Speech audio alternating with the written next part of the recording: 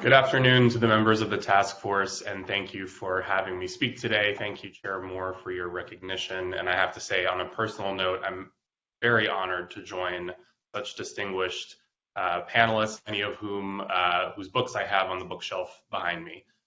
My name is Max Markham. I am the Vice President of Policy and Community Engagement at the Center for Policing Equity, which is a research and action organization focused on equity in policing that uses science to identify and reduce the causes of racial disparities in police interactions and advocate for large-scale and meaningful changes in public safety.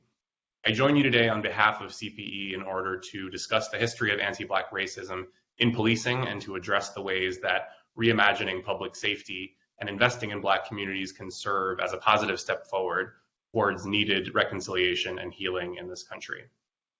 The Center for Policing Equity maintains the National Science Foundation-funded National Justice Database, which we understand to be the largest collection of police behavioral data in the world. Our work focuses on combining police behavioral data, psychological survey data, and data from the United States Census to estimate racial disparities in police outcomes, such as stops and use of force, and additionally, the portion of those disparities for which law enforcement is responsible and can do something about. We use the National Justice Database in turn to support the Justice Navigator, which is an interactive tool containing targeted analyses of police data and a range of resources to help drive changes to public safety. At CPE, we recognize that communities should be the architects of their own solutions, plain and simple. With that in mind, my team at CPE ensures that our work centers community voices and perspectives throughout our products, analyses, and policy recommendations. It is our goal to capture the community's sentiment regarding public safety and highlight experiences while addressing community needs. To do this, my team conducts detailed interviews with community members as part of a comprehensive qualitative data collection effort that informs policy recommendations to police and local government partners. My team also ensures that communities can easily access and understand our organization's analytic reports, such as Justice Navigator assessments, which ensures accessibility and transparency. Likewise, our public safety redesign work in cities such as Berkeley, Ithaca, and St. Louis seeks to empower communities to express their needs directly and allows and supports them in crafting redesign recommendations and policy changes. I'll begin my testimony with a quick overview of policing, with the understanding this is surely not new information to members of the panel, but hopefully serves to contextualize our policy recommendations with also the understanding that there's limited time today. And then I'll turn to anti-Black bias in historic and current instances of policing and some policy highlights. The first policing organizations in the United States originated in the early 1700s as slave patrols, or vigilante-style groups of white men who enforced the practice of enslavement. They were selected and compensated by local governments, and they used systemic surveillance, terror, and violence to capture and return people who had fled slavery and deter uprising. In the following century, formal municipal police departments began in major cities such as New York and Chicago. These departments lacked training or standards, they were frequently corrupt, and they focused on controlling disorder along with crime. In the early 1900s, police departments were restructured and their goals were redefined to more closely resemble the police departments that we see today. By then, technology had made it easier for members of the public to contact the police directly, which effectively allowed officers to distance themselves from the communities that they worked in. By the 20th century, policing had evolved significantly, though the roots of racism in policing were not eradicated. After the Civil War, police departments throughout the South enforced oppressive Reconstruction-era Black codes, as we've heard already, which dictated how and where newly freed people could work, travel, and even live. In the 20th century, predominantly white male police officers in the South enforced Jim Crow laws. They ignored lynchings and they used violence in response to civil rights-era protests. In the 1980s and 1990s, an increased focus on targeting minor crimes through foot patrol and the war on drugs resulted in an increased number of officers on the street, especially in non-white communities.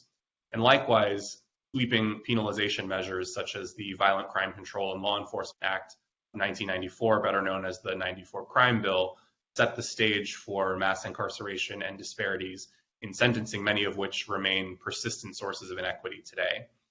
And after the September 11th terrorist attacks, there was a further increase in local police budgets, militarization tactics, and surveillance authority in Black, Brown, and Muslim communities.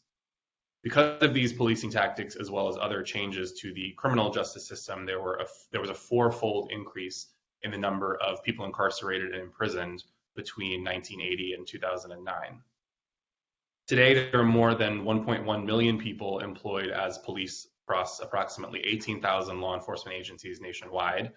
However, while local police agencies in cities have officers patrolling the street and are tasked with maintaining order and enforcing the law, serious crime is typically not a large driver of community calls for service or of police activity. In one analysis of police departments' work, it was found that 4% of officer time was spent on serious crime. And depending on what resources exist in communities, police are often tasked with a wide range of other duties, from mental health crises to responding to weather emergencies. In California, like many other states, redlining and discriminatory mortgage and lending practices deprived Black Americans of access to neighborhood capital, healthcare, social services, and quality education systems, underscored by the belief that Black people would bring crime and undesirable activity into neighborhoods. As many of your other expert witnesses have testified, and far more eloquently than I, the legacy of these racist housing and economic policies has resulted in stark racial disparities in wealth, in home ownership, in health, and education outcomes that are all visible in many California communities and frequently deepened by infrastructural and environmental disinvestment. These same communities who have felt the historic impact of disinvestment also tend to be the most heavily policed and overly subject to punitive criminal policies, which in turn spurs a cycle of distrust of government and lack of participation in government. Thus, the unique needs of these communities are frequently underrecorded, and the power and strength of the community goes underutilized. The American public, and Black Americans in particular, have very low trust in police. Nearly 50% of Black Americans have little to no confidence that local police treat Black and white Americans equally, and for good reason. Black people are disproportionately more likely to be stopped by the police, more likely to have police use force against them, and are more likely to be killed by police, especially when unarmed, as previous witnesses have indicated as well. And it should surprise no one to hear that an increased risk of police violence can and frequently does result in individual and collective trauma, which exacerbates all of the aforementioned community disadvantages. And likewise in California, anti-Black racism is a root cause of mistrust between law enforcement agencies and the communities that they're sworn to protect and serve. A routine traffic stop of two Black teenage brothers in the neighborhood of Watts in Los Angeles in 1965 erupted into a fight between the community and police and led to 34 deaths and thousands of injuries and arrests. As they were known, the Watts riots drew attention to the fact that a white police force patrolling the neighborhood was not representative of the community that it served, in addition to the brutal tactics of the militarized Los Angeles Police Department. Less than 30 years later, the culture of brutality and racism was brought again to the forefront of the public eye after the acquittal of 4 officers caught on tape brutally beating Rodney King in the course of an arrest. Technological advances and the highly public nature of police use of force incidents over the past decade have once again called increased attention to the dangerous implications of biased policing for Black American safety. In the 2009 execution of an unarmed Oscar Grant by a Bay Area rapid transit officer in Oakland led to uprisings in the Bay Area and served as a very important precursor to the movement in defense of Black lives and well-being. But to understand the factors that create inequitable policing, it's important to first understand how deeply ingrained cultural stereotypes can influence people's perceptions and behavior. Due to these stereotypes, people automatically associate Black people with criminality, with aggressiveness, and with danger. People perceive a neighborhood's crime problem to be worse when more Black people, particularly young Black men, live in it, even after accounting for differences in actual crime rate. And people also view Black children as older and less innocent than white children of the same age. This is a concept known as adultification and anger bias, and can lead to Black children's emotional expressions to be misperceived as angry or aggressive, increasing the likelihood that Black children will be subject to harsher treatment by law enforcement and in schools. These stereotypes that I listed have consequences for encounters between police and members of the public. Stereotypes can lead people to interpret the same facial expressions or behaviors as more hostile or threatening when looking at a Black person as compared to a white person, and can affect how people perceive another person's speed and motion. Racial bias can also influence how accurately and quickly people identify the presence of weapons, making people more likely to shoot unarmed Black people than unarmed white people in simulations, especially when they're new to shooting. However, police departments can play an integral role in reimagining public safety and shifting the narrative away from overly punitive or deadly measures that can lead to disinvestment in Black communities. When departments understand the factors that increase risk of disparate policing, they can in turn take steps to address them. For example, setting and enforcing clear, unambiguous expectations of officer behavior is one important way for departments to promote equity. Creating clear norms of expected behavior can make officers more likely to treat people fairly. Officers working under more restricted use of force policies, for example, have been shown to use force less readily than officers working under less restrictive policies. Norms and rules, obviously, however, can only go so far, and effective accountability mechanisms are a crucial pairing. For an example of the effect of accountability, we can turn to New York, where the New York Police Department requirement to document all stops appears to have limited unnecessary stops because it increased officers' perceptions that their decisions were under increased scrutiny and had a higher risk of sanction. Likewise, there are cultural changes that can be made to a department that can reduce the risk of disparate behavior. Can strengthen procedural justice or the fairness within departments, which may help improve officers' well-being and their endorsement of democratic forms of policing.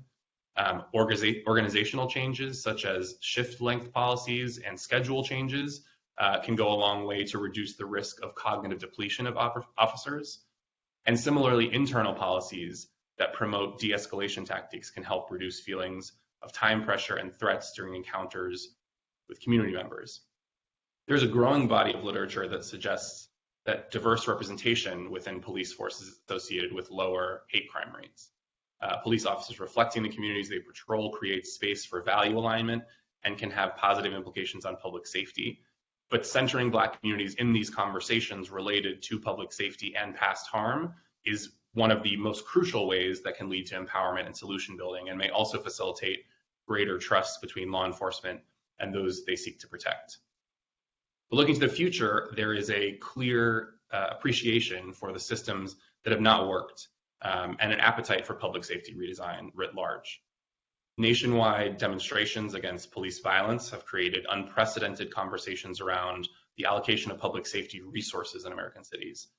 As communities chart paths towards new models of public safety, many communities and government decision makers are asking questions about how to do so without risking violence, without aggravating racial disparities, or producing other unintended consequences that don't serve communities calling for change. Communities can and should feel empowered to assess what resources, police or otherwise, are required to fill their community's needs while identifying neighborhoods most in need of additional investment. In order to reduce police footprints in communities, inefficiencies in policing should be measured and mapped. Likewise, investments can be targeted to communities that have been overburdened by crime or policing.